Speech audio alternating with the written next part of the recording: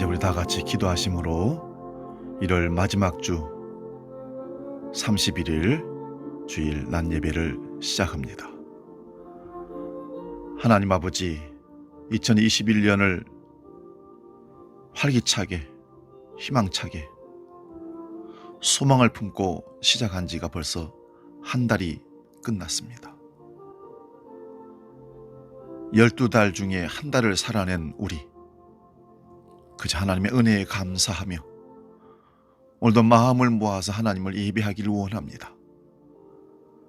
실패했던, 성공했던, 살려주시고 인도해주신 은혜에 무조건 감사하며 2월을 소망 가운데 다시 계획하고 하나님의 걸음을 따라, 인도하심을 따라 승리하기를 원합니다. 아파하는 자들을 위로해 주시고 슬퍼하는 자들에게 기쁨을 주시며 풍성한 자들에게 나눔의 은혜를 주시고 건강한 자에게 하나님의 모든 사명을 위해서 헌신하고 내 몸을 주님께 드릴 수 있는 복된 삶을 살도록 충성된 믿음의 사람들로 세워 주시옵소서. 오늘 그 마음으로, 그 결단으로 하나님을 예배하기를 원합니다. 영과 진리로 예배할 수 있도록 도와주시고 어느 곳에 서든지 하나님이 들으실 만한, 받으실 만한 참된 예배로 나아갈 수 있도록 마음의 무릎을 정중히 꿇고 하나님을 예배할 수 있도록 도와주시옵소서. 이 예배를 통하여 우리가 드리는 찬송과 기도와 헌신과 헌물을 온전히 흠양하여 주옵소서. 예수님의 이름으로 기도하옵나이다. 아멘.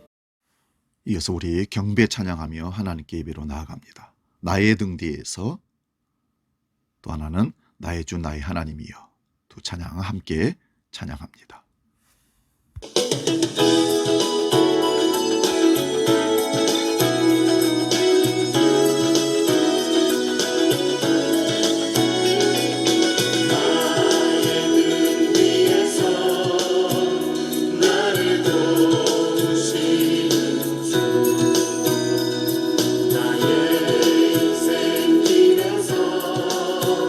지치고 돌아요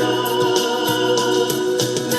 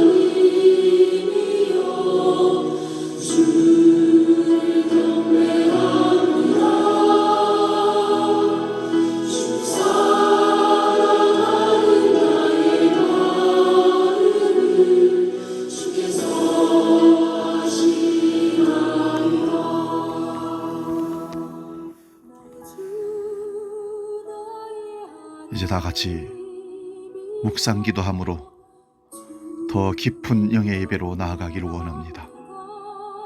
하나님, 나의 예배를 나를 받아 주옵소서. 우리 예배를 하나님 온전히 흠양하여 주옵소서. 하나님께 드리는 번제와 같이 우리 예배를 받아 주옵소서. 기도합니다.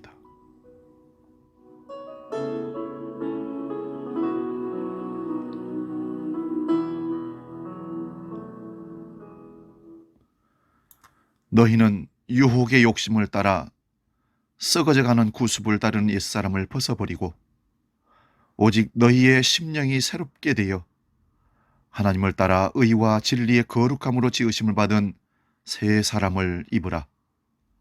하나님은 영이시니 영과 진리로 예배할지니라. 아멘.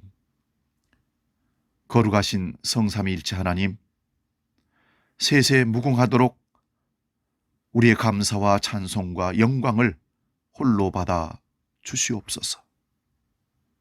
우주 만물을 창조하시고 권능의 손으로 세계를 다스리시는 성부 하나님께 영광을 올려드립니다. 죄인들을 구원하기 위해 하늘 보좌를 버리시고 육신의 몸을 입고 이 땅에 오시고 십자가를 지신 피와 물을 흘려주신 성자 예수 그리스도를 경배드립니다. 오늘도 성도들과 함께 하시며 고단한 삶의 용기를 주시는 보혜사 성령님께 무한한 감사와 영광을 또한 드립니다. 이 시간 영과 진리로 예배할 수 있도록 우리를 강권적으로 붙들어 주옵소서. 우리 예배를 받기에 합당하신 재림의 주로 다시 오시고 계시는 예수님의 이름으로 기원하옵나이다. 아멘. 이어서 우리 기도할 때에 2021년 1월을 살면서 또한 지난 한 주간을 살면서 하나님과 사람 앞에 수많은 말과 행동으로 생각으로 지었던 우리의 모든 죄를 고백하는 정직한 참회의 기도를 하나님 앞에 드리기를 원합니다.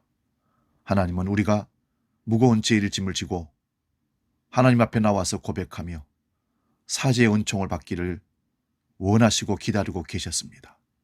그분 앞에 진실함으로 고백하는 참회 기도를 드리겠습니다. 기도하겠습니다.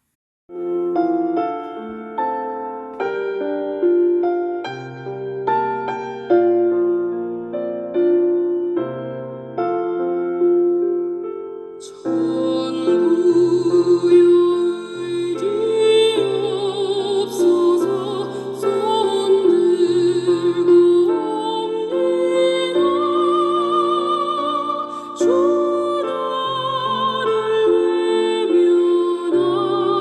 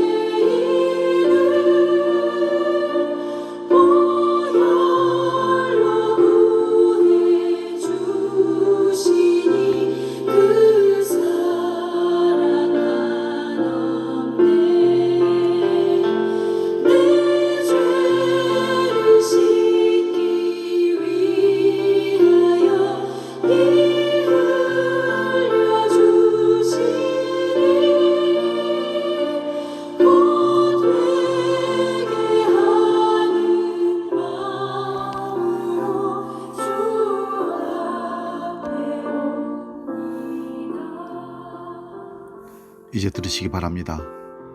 하나님께서 우리에게 용서의 말씀을 주십니다. 우리가 아직 죄인 되었을 때에 그리스도께서 우리를 위하여 죽으심으로 하나님께서 우리에 대한 자기의 사랑을 확증하셨느니라. 아멘. 우리 죄를 용서해 주신다 선언하신 하나님 앞에 사도신경으로 우리의 신앙을 하나님께 고백합니다. 나는 전능하신 아버지 하나님, 천지의 창조주를 믿습니다. 나는 그의 유일하신 아들 우리 주 예수 그리스도를 믿습니다. 그는 성령으로 잉태되어 동정녀 마리아에게서 나시고 본디오 빌라도에게 고난을 받아 십자가에 못 박혀 죽으시고 장사된 지 사흘 만에 죽은 자 가운데서 다시 살아나셨으며 하늘에 오르시어 전능하신 아버지 하나님 우편에 앉아 계시다가 거기로부터 살아있는 자와 죽은 자를 심판하러 오십니다. 나는 성령을 믿으며 거룩한 공교회와 성도의 교제와 죄를 용서받는 것과 몸의 부활과 영생을 믿습니다. 아멘. 이어서 우리 찬송가 183장 빈들의 마른 풀같이, 이어서 312장 너 하나님께 이끌리어 두 찬양을 함께 찬송합니다.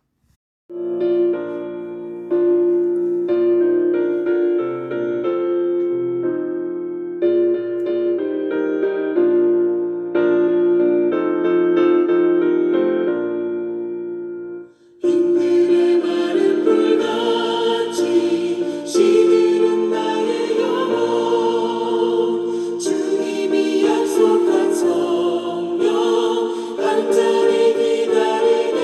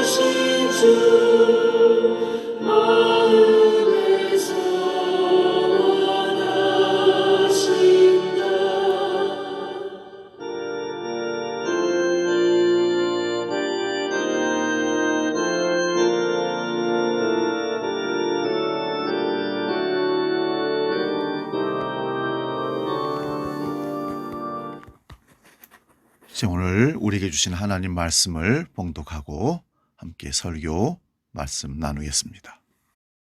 오늘 우리에게 주시는 하나님 말씀은 신약성경 요한복음 4장 19절에서 24절까지 말씀입니다.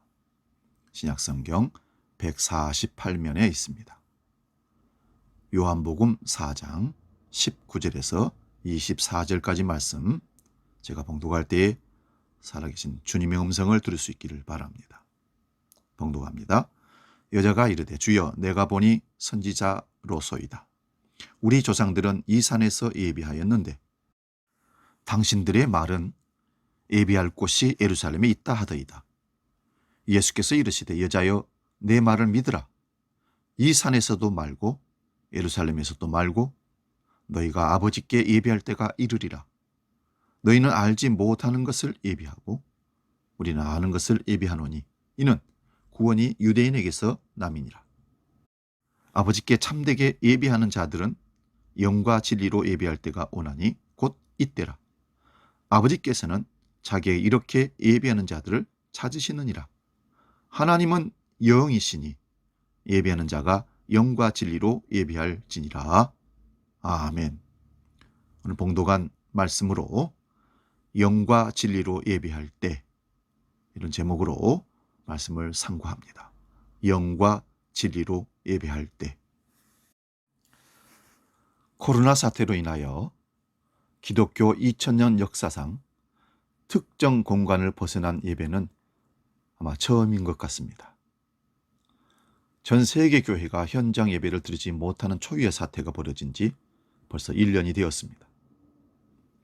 이렇게 전 세계적인 위기를 교회가 당했다면 이 역시 새로운 질서, 새로운 교회, 미래를 향한 서막일 수 있다는 것입니다. 만약 현재 교회의 위기가 교회를 다시 건강한 성경적 교회로 세우는 새로운 지혜가 될 수 있다면 그것은 무엇을 위한 기회이고 무엇을 향한 기회인지를 규명해야 하는데, 그것은 현재 코로나 사태에 대한 성경적인 관찰과 이해가 선행될 때만 가능합니다. 작년에 코로나가 전 세계로 퍼지면서 미국의 모든 교회들이 각 주의 행정명령에 따라 문을 닫기 시작했고, 목사님들이 당황하고 교인들 사이에 예배란 과연 무엇인가? 목회자는 무엇을 해야 하는가?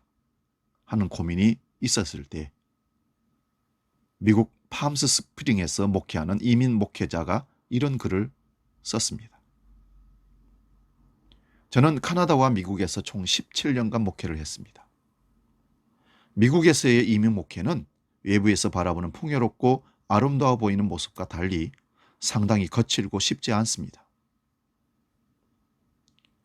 이민자들의 삶이 너무나도 고단하고 힘들다는 것을 체험으로 알게 되었습니다. 그리고 그들을 섬기는 목회자들의 삶은 어쩌면 이민자들보다 더욱더 힘들고 고되게 보였습니다. 헨리 라이웬이 말한 상처 입은 치유자처럼 목회자의 삶이 자신의 상처를 치유하기도 전에 성도들의 상처를 돌봐야 하는 처지에 있는 것 같습니다. 미국에 사는 이민자들 가운데 많은 수가 영어가 되지 않아 사회에서 고립되고 있었고, 삶에 지쳐있는 분들, 아이들을 돌보지 못하는 가정, 부모와 자녀들이 서로 대화가 단절된 가정, 그리고 문화적 차이로 갈등하는 많은 가정들을 보았습니다. 목회자들 역시 이민 목회라는 특수 환경에서 이민자들을 섬기고 또 생계에서 살아남기 위해 몸부림치는 분들이 많았습니다. 그래도 어려운 이민의 삶 가운데 유일한 소망과 위로는 함께 모여서 드리는 예배였습니다. 이민 예배를 통해 한인들이 서로 만나고 위로받습니다. 이렇게 예배 가운데 소망을 갖고 이겨나가고 있는 이들에게 코로나로 인한 예배의 단절은 예배를 인도하는 목회자나 그 가운데 희망을 찾고 위로받는 이민자들이나 각자의 실존에 대한 질문과 정체성에 대한 회의를 갖게 했습니다. 미국은 현재 전 세계에서 가장 많은 코로나 확진자와 사망자로 제일 좋지 못한 상황에 처해 있기 때문입니다. 이러한 열악한 환경 속에서 어떻게 목회자들이 자신의 정체성과 할 일을 찾을 것인가는 대단히 중요한 일입니다. 앞으로 코로나 이후에 코로나가 없어지는 것이 아니라 코로나와 함께하는 시대의 목회자는 어떻게 예배를 드리고 어떻게 설교를 하고 앞으로의 기독교의 전망은 어떻게 될 것인지 걱정과 기대가 함께 공존합니다. 신앙이라는 것은 주어진 환경에 대한 해석과 반응이라고 말할 수 있습니다. 지금 주어진 이 환경에서 신앙에 대한 재성찰과 예배와 믿음을 어떻게 유지해 나갈까에 대한 고민과 답이 필요한 시점입니다. 사랑하는 여러분, 변화된 환경에서의 새로운 목회는 목회자의 본분을 잊지 않고 각자의 본연의 자리에서 영혼을 살리는 역할을 하며 하나님의 인도하심을 기다리는 것밖에 없습니다. 저는 이 말에 공감합니다. 여러분, 만나는 이유가 마음과 육신의 평안이라면 예배의 이유는 하나님을 예배하는 것이 목적입니다. 그리고 교제와 나눔은 예배 이후에 하나님으로부터 받은 은혜와 능력으로 성도들이 서로 다가가는 행동으로 통해서 이루어져야 한다고 봅니다. 교회 밖에서 성도들의 교제가 건강하게 이루어진다면 특정 장소인 교회에 국한시킬 필요가 없다고 보는 것입니다. 그런데 개인적인 이런 능력이 부족하므로 교회 공동체가 해결해 주기 때문에 개인적으로 그럴 필요가 훈련이 없어서 결국은 준비 안 한 것이 문제인 것입니다. 오늘 말씀은 2000년 전에 예수님께서 수가성 우물가에서 한 여인을 만나서 대화를 나누었던 얘기로 우린 잘 알고 있는 얘기입니다. 자기 삶의 어두운 부분을 감추고 정상적인 삶을 사는 것처럼 예수님께 보이고 싶었던 여인은 예수님과 대화하면서 마음속 깊은 곳에 어두운 삶을 들키게 되고 말하지 않아도 알아버리는 그분 앞에서 자신을 감출 수가 없어서 드러내고 맙니다. 어떤 이유에서인지 모르지만 이 여인은 5번 결혼했는데 5번 실패하고 지금은 6번째 남자와 동거하고 있는 중에 있는데 그 남자는 남편이 아니었습니다. 2000년 전 인간 도덕상으로 이 여자는 인간 이하의 여자입니다. 이런 여인이 예수님을 만나게 된 것입니다. 사실적으로 보면 예수님이 그 여인을 만나러 사마리아 땅으로 가준 것입니다. 이 여인이 예수님이 유대인인 것을 알아차리고는 처음에는 예수님 앞에서 이 여인이 빈정거리는 말로 대화를 시작합니다. 그런데 대화 중에 예수님이 예사뿐이 아니라는 사실을 알고 지금까지 살아오면서 마음속에 품고 있던 질문을 털어놓습니다. 선생이요, 우리 조상들은 오래전부터 사마리아에 있는 그리심산에서 예배해야 한다고 하고 당신들 유대인들은 예루살렘에서 예배 드려야 한다고 합니다. 예수님, 당신은 어디에서 예배 드려야 맞다고 생각하십니까? 라는 질문이었습니다. 예수님과 자기 삶의 문제를 얘기하던 여인이 갑자기 예배로 대화의 주제를 전환하면서 질문을 한 것입니다. 이 여인은 기구한 자신의 인생을 예배로 풀어보려는 동기로 삼기 위해서 예배 장소의 문제를 예수님께 질문을 했던 것입니다. 그런데 예배를 드릴 때마다 이 그리심산 예배가 진짜일까? 예루살렘 성전 예배가 진짜일까? 참 진리의 예배를 드리고 싶었던 그 여자의 마음속의 갈등이 예수님께 질문을 하게 된 것입니다. 그러자 예수님은 지금부터 내가 무슨 말을 하든지 너는 내 말을 믿어라 하십니다. 내가 하는 이 얘기가 지금까지 당신이 가지고 있던 상식이나 당신이 지금까지 갖고 있던 보편적인 인식과 동떨어진 이야기일지라도 너는 나를 믿으라 말씀하십니다. 그리고 예수님은 본문 21절을 보시면 이 산에서도 말고 저 산에서도 말고 그리심산에서도 말고 예루살렘에서도 말고 너희가 아버지께 예배할 때가 이르리라. 굉장히 파격적이고 중요한 말씀을 하신 겁니다. 이 말씀은 그리심산 특정 공간 예배가 진짜냐, 아니면 예루살렘 특정 공간 예배가 진짜냐, 특정 공간을 절대화하여 드리는 예배는 아버지께 드리는 예배가 아닐 수 있다는 것입니다. 지금까지 너희들은 아버지께 제대로 예배를 드린 적이 있는지 생각해 보아라. 특정 공간만 고집하며 예배의 진짜와 가짜를 가른다면 이것은 예배가 아니라는 것입니다. 이제 너희가 아버지께 예배를 드릴 때가 이를 것이다. 예배를 드렸다가 아니라 완료형이 아니라 미래형, 앞으로 드리게 될 것이라는 겁니다. 그러면서 23절에서 아버지께 참되게 예배하는 자들은 영과 진리로 예배할 때가 오나니 곧 이때라. 지금 바로 그때다, 그 말입니다. 아버지께서는 자기에게 이렇게 예배하는 자들을 찾으시느니라. 아버지께 예배드리는 것은 영과, 다시 말씀드리면 이 세상의 모든 것을 뛰어넘어 진리로, 진정성으로 예배하는 것인데, 여기냐 저기냐 특정 공간을 절대시하며 예배드리는 그것은 예배가 아니라는 것입니다. 지금까지 너희들은 공간에 집착한 예배를 드렸지만 영과 진리로 아버지께 예배를 드린 적이 없다고 사마리아 여인과 이 성경을 읽는 모든 사람들에게 지금 주님이 말씀하고 계시는 겁니다. 왜 영과 진리로 예배를 드려야 하느냐?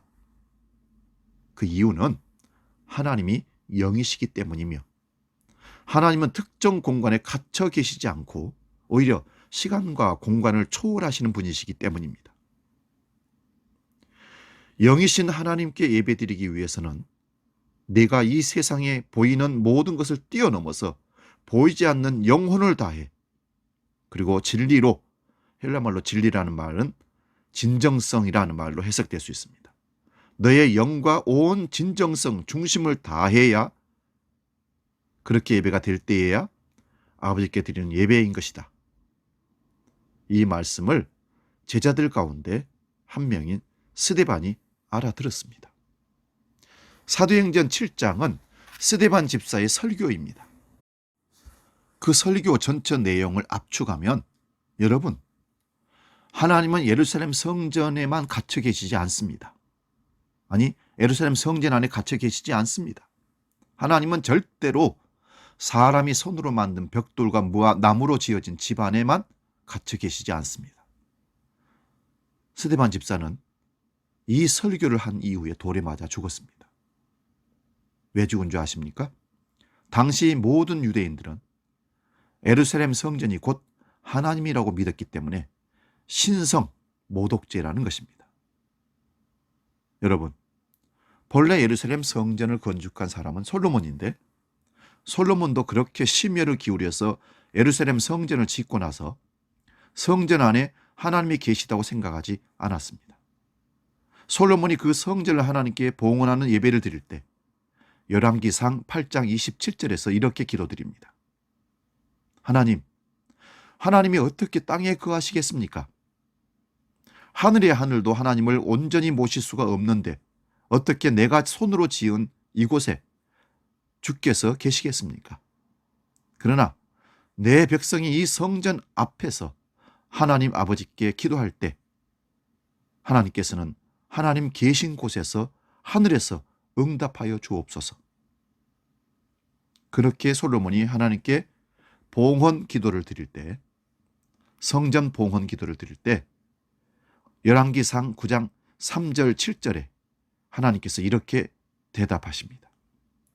내 기도와 네가 내 앞에서 간구한 바를 내가 들었은즉 나는 네가 건축한 이 성전을 거룩하게 구별하여 내 이름을 영원히 그곳에 두며 내 눈길과 내 마음이 항상 거기에 있으리니 네가 만일 네 아버지 다윗이 행함 같이 마음을 온전히 하고 바르게 하여 내 앞에서 행하며 내가 네게 명령한 대로 온갖 일에 순종하여 내 법도와 율례를 지키면 내가 내 아버지 다윗에게 말하기를 이스라엘의 왕위에 오를 사람이 내게서 끊어지지 아니하리라 한 대로 내 이스라엘의 왕위를 영원히 견고하게 하려니와 만일 너희나 너희 자손이 아주 돌아서서 나를 따르지 아니하며 나의 계명과 법도를 지키지 아니하고 가서 다른 신을 섬겨 그것을 경배하면 내 이름을 위하여 내가 거룩하게 구별한 이 성전이라도 내 앞에서 던져버리리니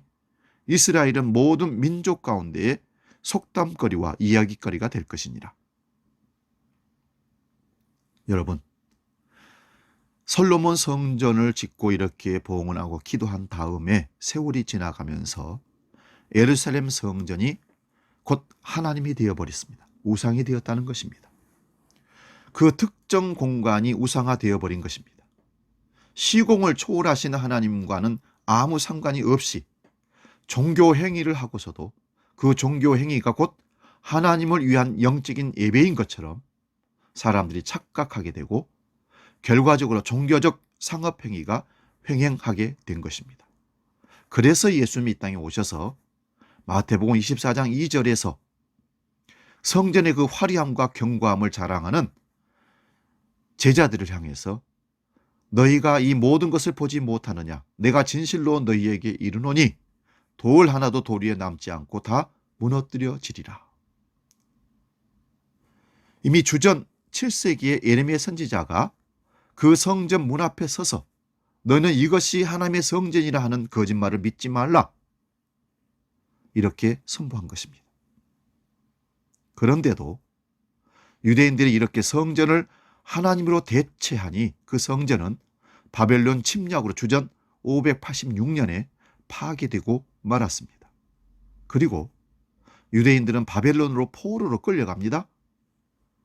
그들이 그토록 신성시하던 성전, 그 성전에만 들어가면 하나님과 만났다고 착각했던 그 성전이 파괴되고 이방인에게 포로로 끌려가서야 그들은 비로소 말씀을 통해서 영이신 하나님께 영으로 예배드릴 수 있게 된 것입니다. 그리고 포로기가 끝나고 그들이 다시 예루살렘으로 돌아와서 성전을 다시 건축하게 되지요. 그런데 성전을 다시 건축할 때는 그 성전 없이 말씀을 통해 영이신 하나님께 영으로 예배드리던 그 심정으로 성전을 만들었습니다. 그런데 이 또한 세월이 지나가면서 또다시 성전이 하나님의 자리를 대신해 버린 것입니다. 그리고 온갖 범죄를 저질렀던 것입니다. 그래서 예수님께서 그 성전을 가르쳐서 강도의 소굴로 만들어버렸다고 비판, 심판을 해버린 것입니다. 그리고 그 성전이 다시 하나님의 자리를 차지했기 때문에 스데반이 사람이 손으로 지은 이 집 안에 하나님이 계시지 않는다고 설교했다가 신성모독죄로 돌에 맞아 죽었던 것입니다. 그러면 그 이후에는 어떻게 되었을까요? 그 이후 기독교 2000년 역사를 보면 끊임없이 로마 카톨릭을 포함해서 개신교가 건물을 지었습니다. 로마 바티칸 성당을 가보면 이건 상상도 못할 장면으로 만들어 놓았습니다. 금으로 유명한 화가들이 그리고 만든 성화와 조각상으로 온통 정지해 놓고 그리고 사람들이 거기서 참배를 합니다. 그러니까 사람들이 시간과 공간을 초월하는 하나님과 대면하여 하나님께 매이는 사람이 되기보다는 그 공간에 예속되어 건물을 참배하거나 그 공간에서 목회자에게 사제들에게 종속되다 보니 주일날 가서 하나님께 예배드리고 예배당 밖에서 일주일 동안은 하나님과 상관없이 사는 썬데이 크리스천을 양산하게 된 것입니다. 그런 상황에서 코로나가 작년에 터졌습니다. 작년 봄에는 전 세계가 동시에 신구교를 막론하고 다 현장 예배에 참여하지 못하는 상황이 생겼던 것입니다. 나라에서 코로나 감염 우려로 현장에서 예배를 못 드리게 했습니다. 그럼 우리는 예배를 못 드렸습니까? 안 드린 겁니까? 이것은 개인적인 신앙 수준으로 자기에게 물어봐야 됩니다. 나는 작년에 예배를 제대로 드렸는가? 예배당 없이는 예배를 못 하거나 안 된다는 것은 습관화된 특정 장소에 가서 앉아 1시간 내 몸을 맡기면 진행되는 예배가 나를 예배 드렸다고 착각하게 만들었기 때문에 교회를 떠난 곳에서 예배를 못 드리거나 안 되는 것이라고 봅니다. 가정에서 유튜브나 방송을 통해서 온라인 예배를 드리고 있으면서도 많은 성도들이 지금 이렇게 기도하고 있습니다. 예배가 회복되게 해 주시옵소서. 그 말은 교회 예배당 가서 예배 드리게 해달라는 예배 회복을 그렇게 얘기하고 있습니다. 현장 교회당에서 예배 드리는 것만이 예배라고 생각하기 때문에 그렇게 예배 드리는 것이 회복이라고 생각하는 것입니다. 그렇다면 묻겠습니다. 전쟁 중에는 예배가 안 된다는 말입니까? 병들어 병원에 누워있으면 예배를 못 드린다는 얘기가 되는 겁니까? 예배당을 벗어나서 예배 드리는 건 아니라고 생각하시는 겁니까?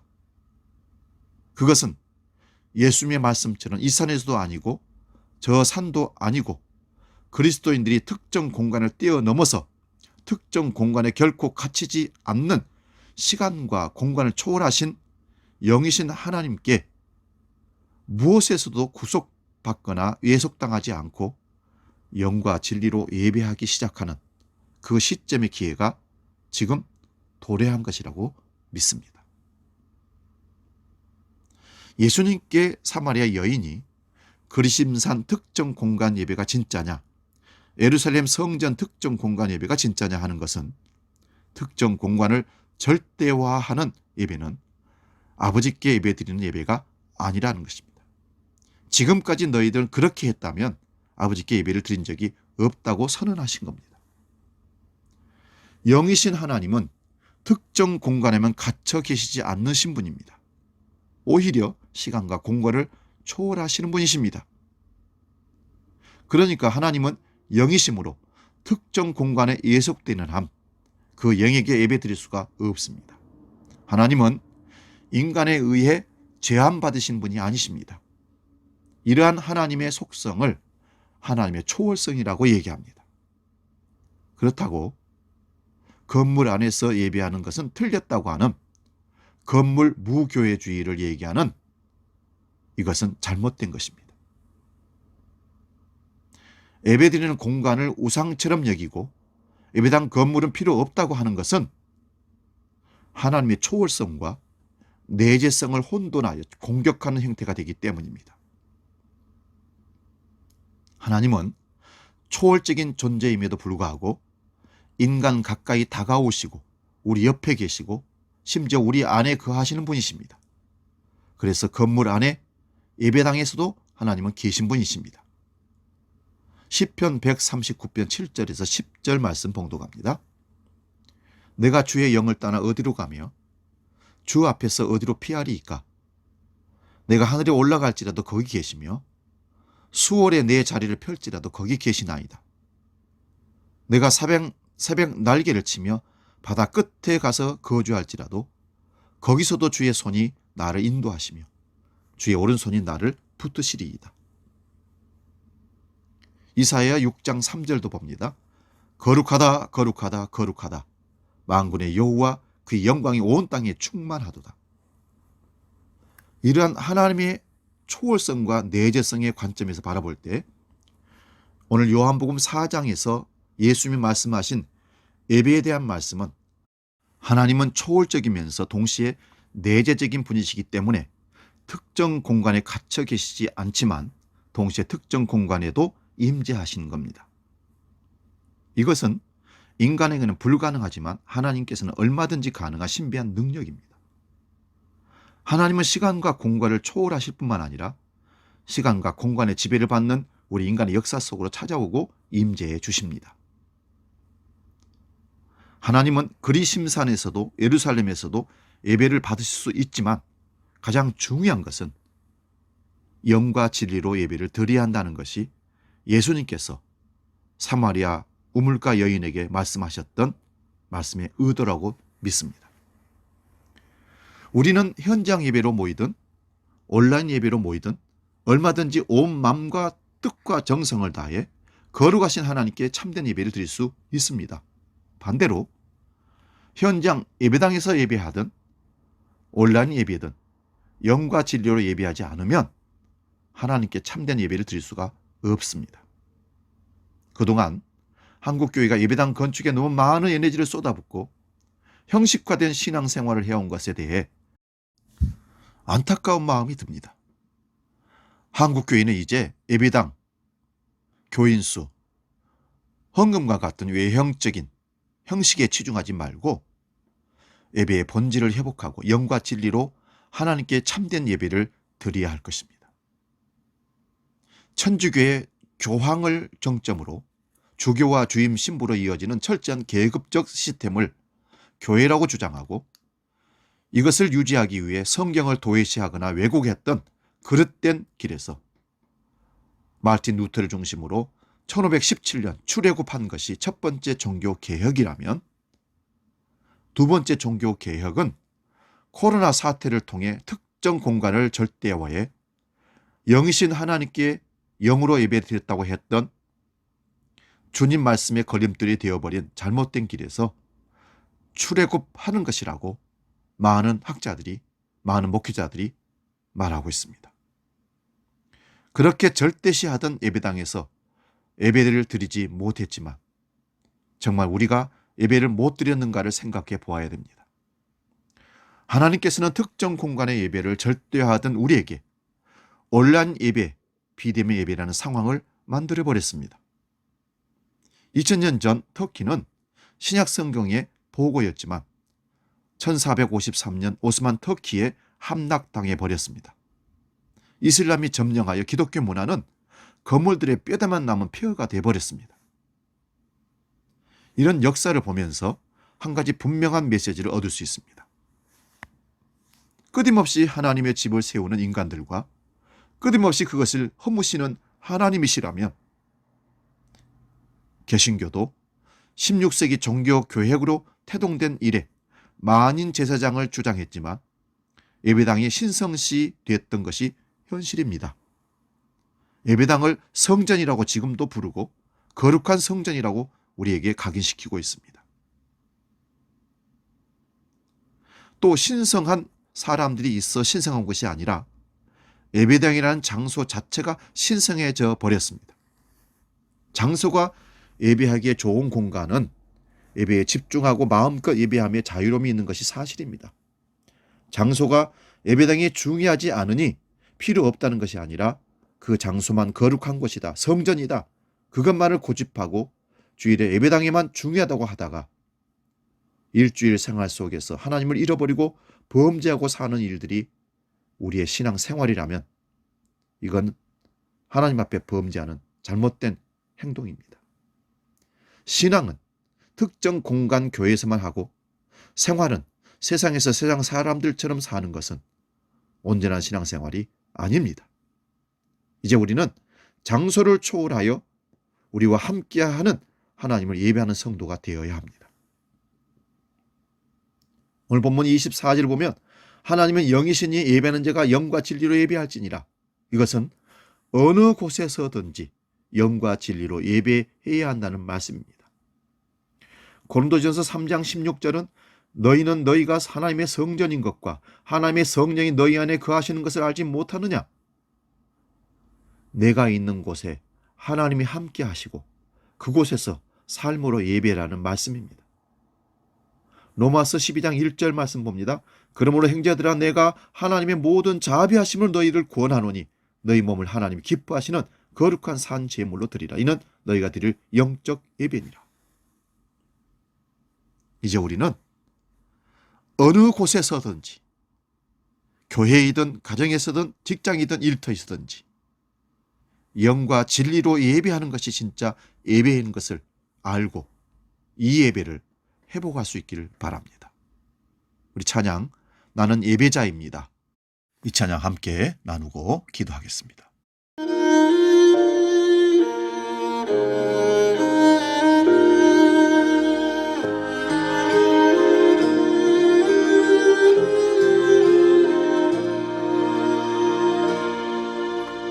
나는 하나님을 예배하는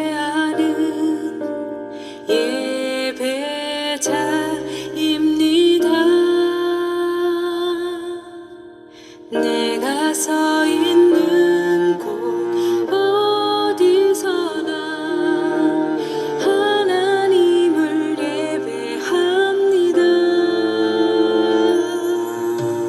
나는 하나님을 예배하는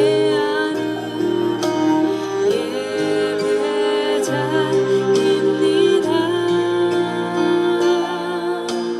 내가 서 있는 곳 어디서나 하나님을 예배합니다. 내 영혼 거룩한 은혜를 향하여 내 마음 완전한 하나님 향하여 이곳에서 바로 이 시간 하나님을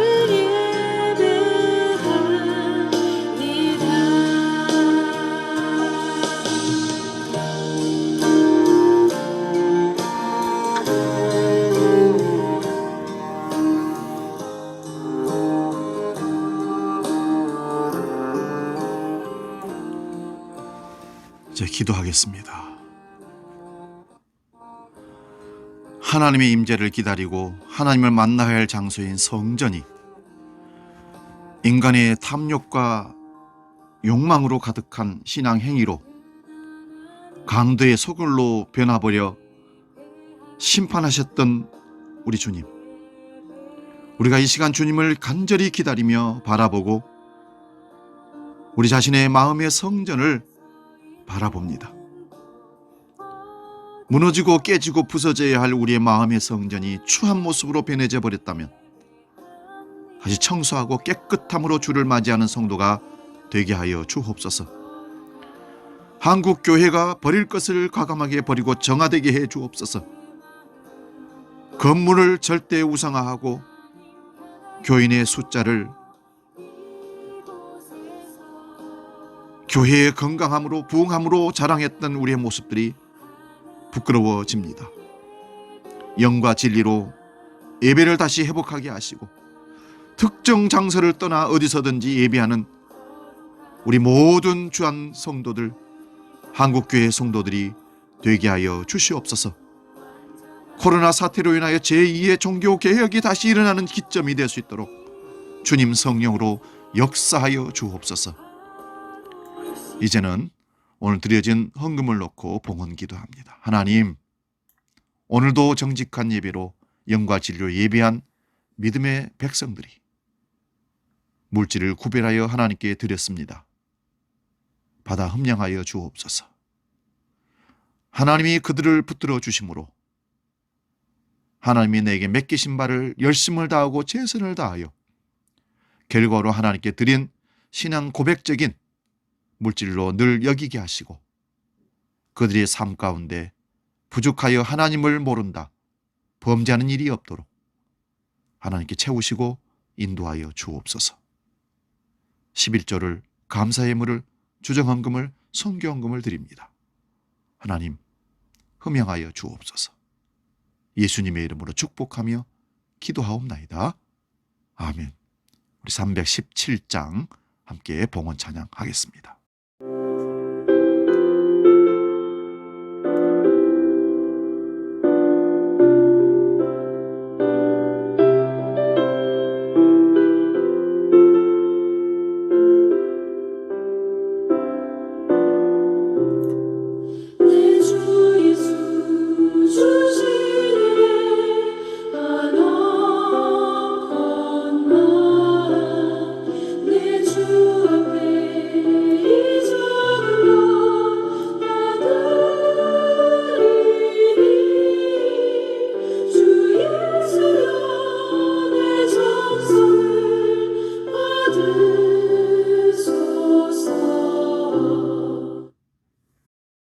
이제 교회 생활 소식 안내합니다. 주보를 참고하시기 바랍니다. 1월 남산교회 원래에 오늘 공동회의 끝난 다음에 본당에서 잠깐 모이겠습니다. 가정에서 예배드리는 분들은 문자나 카톡을 통해서 결의사항들을 전달하도록 하겠습니다. 2020년 결산과 21년 예산 공동회의를 오늘 2부 예배 후에 바로 모이도록 하겠습니다. 2월 예배위원들 주보로 확인하시고 마음과 정성을 다해서 준비하시기 바랍니다. 이제 찬송가 171장 하나님의 독생자 1절 부르시고 축도함으로 예배 마치겠습니다.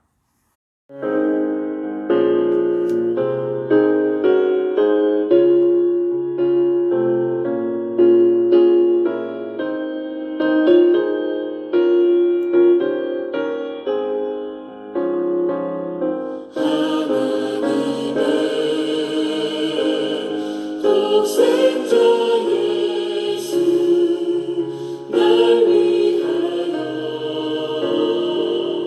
오시었네. 내 모든 죄 사하시려고 십자가 지셨으나 다시 사셨네. 살아계신 주 나의 참된 소망 두려움이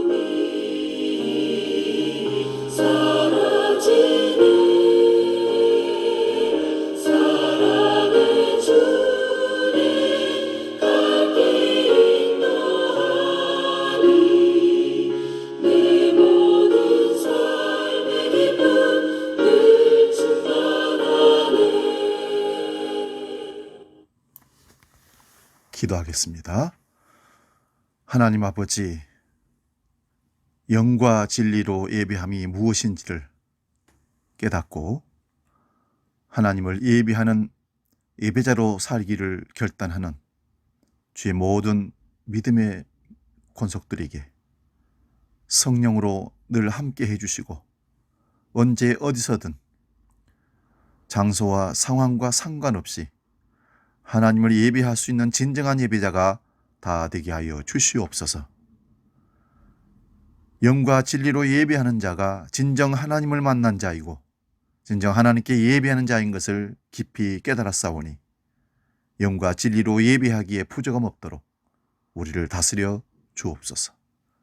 이제는 우리 주 예수 그리스도의 은혜와 아버지의 놀라우신 사랑과 성령 하나님의 감동 교제 역사 충만케 하심이 영과 진리로 예배함으로 참된 예배자가 되기를 결단하는 머리 숙인 주의 모든 믿음의 백성들 위해 우리 주와 함께 나아가는 미래 위에 한국 교회 위에 영원히 함께 계시기를 간절히 축원하옵나이다. 아멘.